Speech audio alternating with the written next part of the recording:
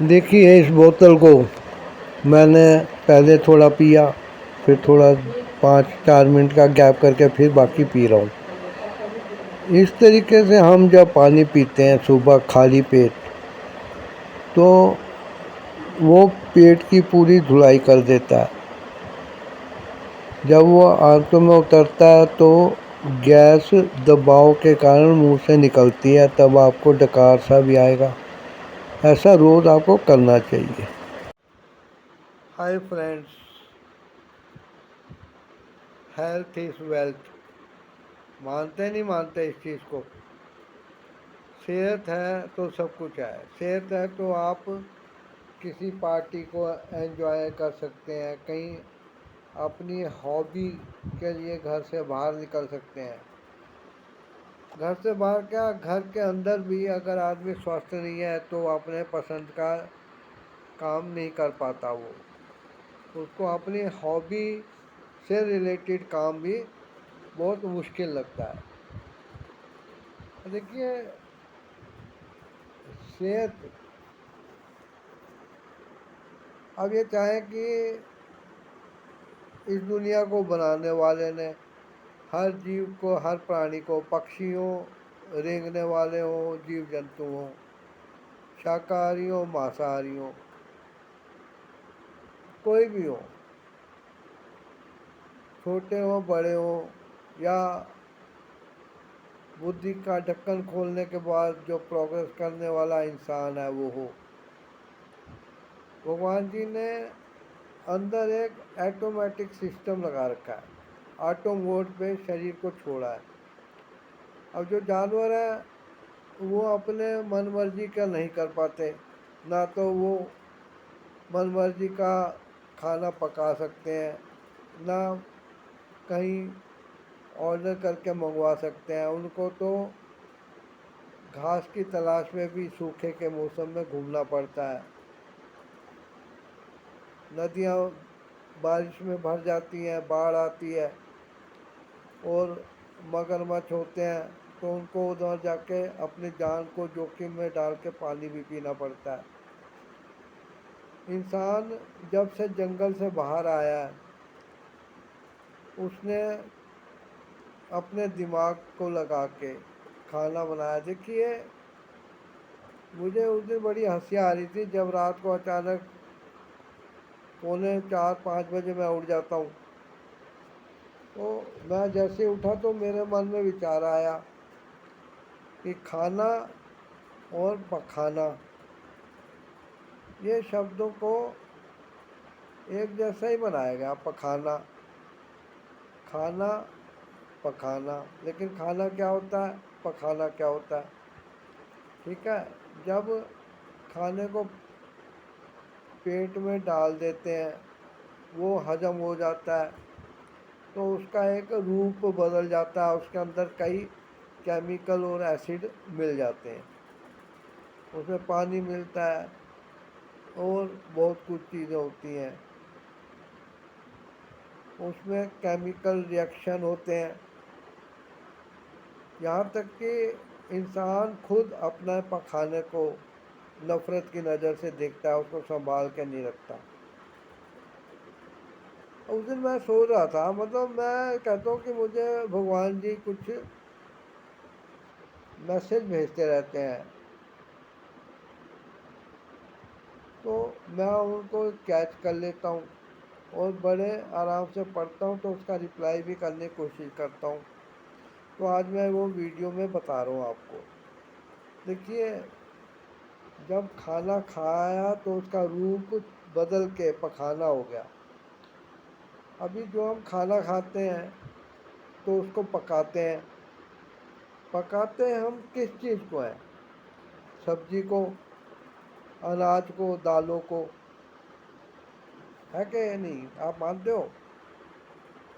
सब्जियां होती हैं, कई लोग मांसाहारी हैं, वो ऐसी चीज़ें पकाते हैं। मिल्क प्रोडक्ट घर पे लाके आग पे पतीले में गर्म किए जाते हैं, उबाले जाते हैं। तो मैं उस दिन मेरे को विचार आया कि जो हरी सब्जियां वाला अनाज होते हैं उसको पकाया जाता है तो उसका रूप बदल जाता है। तो पहला तो फॉर्मेशन पकाने का वही हो गया आपके बर्तनों में। उसके बाद उस पकाने को खाया तो फिर उसका रूप और ज़्यादा बिगड़ा, और ज़्यादा उसमें चीज़ें मिक्स हुई। अब इसमें केमिकल पेट में पित्त वाला, एसिड वाला, हाइड्रोक्लोरिक एसिड या दूसरी चीज़ें जो कुछ भी है वो मिला। लेकिन हमने क्या किया, सब्जी दाल चावल रोटी वाला ये चीज़ें बनाते टाइम उसमें हमने भी तो केमिकल डाले हैं। कोई लोग सिरका भी डालते हैं, कोई घी डालते हैं, कोई तेल डालता है ना। अभी चाउमीन वाले को देखो, किस्म किस्म की चीज़ें वो अजीब सी डालते हैं। वो कुछ सॉस होती हैं, वो टेस्टी तो बहुत लगती है लेकिन किस चीज़ से बनी है। इसका मतलब ये है कि प्रकृति में जो पैदा हुआ उसको इंसान ने अपने लिए भोजन के रूप में रसोई में बनाया, तो पकाने का पहला रूप बन गया वो। उसके बाद खाने के बाद जब वो शरीर से बाहर निकलेगा तब हम उसको पकाना कहते हैं और उसको खाना कहते हैं। मेरे ख्याल बहुत बुद्धिमान आचार्य थे हमारे आयुर्वेद के, प्राकृतिक चिकित्सा के, जिन्होंने खाना और पकाना मिलते जुलते शब्दों को बनाया कि खाना का रूप बदल के प खाना हो गया। लेकिन उससे पहले वो खाना नहीं था, वो सब्जियां थी, अनाज थे। मानते नहीं इस चीज़ को। देखिए, ऐसे ऐसे विचार मेरे दिमाग में आए दिन व्हाट्सएप के ज़रिए जैसे मैसेज आते हैं, ईमेल वाला या कोई मैसेज आते हैं, आपको मैसेंजर पे मैसेज मिलते हैं, इत्यादि इत्यादि नोटिफिकेशन मिलते हैं यूट्यूब के या दूसरे। तो ऐसे ही भगवान जी भी मेरे दिमाग में कोई मैसेज ज़रूर भेजते हैं। शायद वो देखते हैं कि मैं उनके नियमों को फॉलो करने की कोशिश करता हूँ। मैं किसी की प्रॉपर्टी को वसीयत बना के या कैसे भी हड़पने की कोशिश नहीं करता। मैं किसी के अधिकारों को हनन नहीं करता। मैं साफ दिल से चलता हूँ। अगर आप एक बार सच बोल दो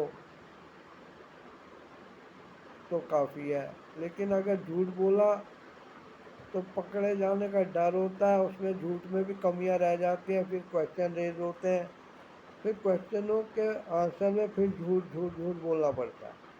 ठीक है, खैर मोटिवेशनल वीडियो नहीं है ये, हेल्थ का है। तो अब यदि आप प्रकृति द्वारा उगाए गए धरती पर खाने को, ठीक है, अब खाना इसको कह रहा हूँ, भोजन कह दीजिए इसको, ज़्यादा अच्छा रहेगा, नहीं तो खाने के साथ पखाना जुड़ने का डर रहता है। अभी हमने जब इस चीज़ को समझा तो तब हमें समझ आएगा जब शरीर धीरे धीरे शुद्ध होने लगेगा। पानी पीना भी बहुत ज़रूरी है। सुबह आप उठिए और घटाघट पानी पी लीजिए। इस वीडियो के एंड में मैं कोशिश करूँगा कि बोतल से मैं जो पानी पी रहा हूँ वो क्लिप भी अटैच करूँ। उसमें मेरी आवाज़ नहीं होगी लेकिन क्लिप होगा। ठीक है, मैं कोशिश करता हूँ जी। अच्छा, उसके बाद आपने ये चीज़ कर दी, अब क्या करेंगे आप? पानी सुबह उठ के भरपूर पीजिए। उसके बाद पूजा पाठ, नहाना धोना, पखाना, मूत्रालय, जो होना है हो आइए, नहा धो लीजिए, नाश्ता कीजिए। नाश्ता बहुत हल्का लीजिए। अगर आप अनाज कम लेंगे तो अंदर हमारे पेट को, डाइजेस्टिव सिस्टम को, उसको हजम करने में ज़्यादा मेहनत नहीं लगेगी। एक मज़दूर जो है एक कट्टा तो उठा के ले जाएगा, लेकिन बड़ी बोरी उसी चीज़ के उठाने में थोड़ी प्रॉब्लम होगी। ऐसे ही पेट को अपना मजदूर समझिए कि जो आपके खाए हुए को हजम करने के लिए मेहनत कर रहा है। आपने जब इस चीज़ को अपना लिया तो अच्छी बात है। अब दोपहर को आप भोजन अवॉइड कीजिए और रात को भी हल्का लीजिए। जो लोग शुगर के पेशेंट हैं और इंसुलिन लेते हैं, वो ये देखें कि इंसुलिन से उनकी ब्लड शुगर कम हो जाती है, लेकिन इंसुलिन का प्रभाव कितने घंटे रहता है। आप जब अपने शरीर को कार्बोहाइड्रेट और स्टार्च वाला ये चीज़ें कम देंगे तो पचने के बाद शुगर कम बनेगी। शुगर कम बनेगी तो आपकी इंसुलिन की डोज भी कम हो जाएगी।